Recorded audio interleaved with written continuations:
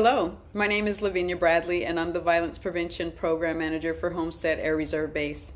Today, I'm here to talk to you about SAPR 2020 Talking Points Part 5, which has to do with Wingman Intervention, or bystander intervention. We've used both terms interchangeably in past trainings. Though we would love to be with you face to face, I'm happy to engage you on this topic on what we can do to help prevent sexual assault. Preventing sexual violence is a mission imperative for the Department of the Air Force. Early efforts, for those who have been around for a while, you probably remember, focused on the potential perpetrator or the potential victim. However, current violent prevention efforts focus on the third role that has tremendous power to prevent harm, the wingman, which means you. Wingmen are defined as those who witness high-risk situations and are in a position to intervene or be reactive. And wingmen can also define the norms of their unit or base and decide what will and will not be acceptable, or being proactive, which is in line with primary prevention. Wingmen have two roles, important roles to play in sexual assault prevention. React when you see warning signs of sexual assault to make it less likely that someone gets hurt, and then clearly communicate that sexual assault is not acceptable and that you expect all air and space professionals to look out for each other. We should aim to provide the environment where we allow people to feel safe, valued, and respected. You do this by role modeling, having conversations, and expressing support in meetings, trainings, or among your peers. Now we're going to talk about some warning signs, recognizing warning signs.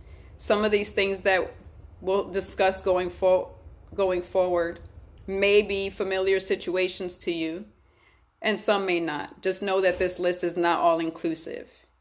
But some common warning signs you can notice as a wingman may include using alcohol or drugs to incapacitate someone, testing or violating boundaries, like touching someone in an inappropriate way or telling an off-color joke, separating someone from their friends, co-workers, or peers in a social situation, scaring someone, using your voice or body language, making threats, using physical force, engaging in unwanted physical or sexual contact as part of hazing or setting a group norm, pushing drinks on someone, lacing someone's drink with a drug, getting a reputation for being sexually violent, intimidating, or creepy, targeting someone that a person may have power over related to age, rank, or something else, making sexual comments that are inappropriate to the setting or relationship,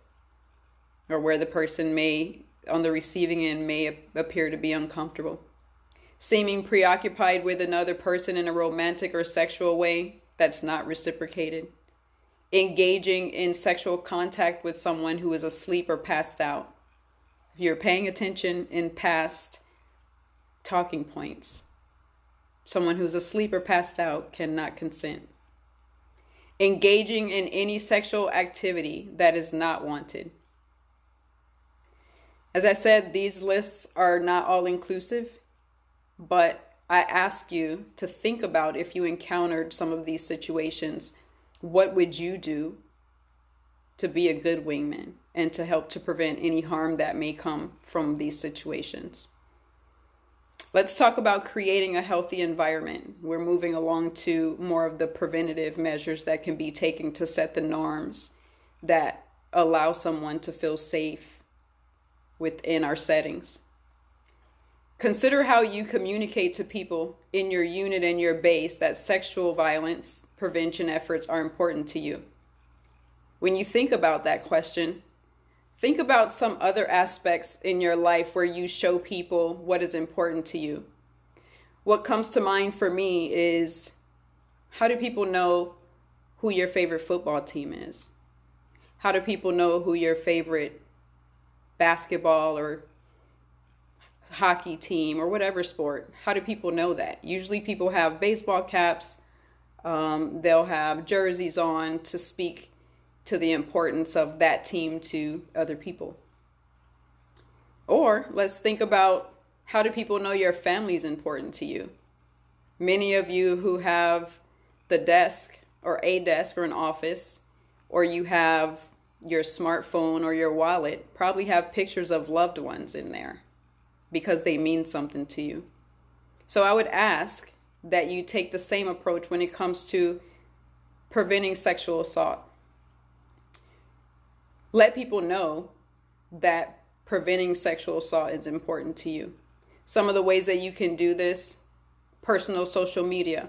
So some ideas may be to post links to related news stories and videos, add comments that express support for prevention efforts, like or share positive comments by others. In your work life, include a statement supporting prevention, maybe in a local base or newsletter.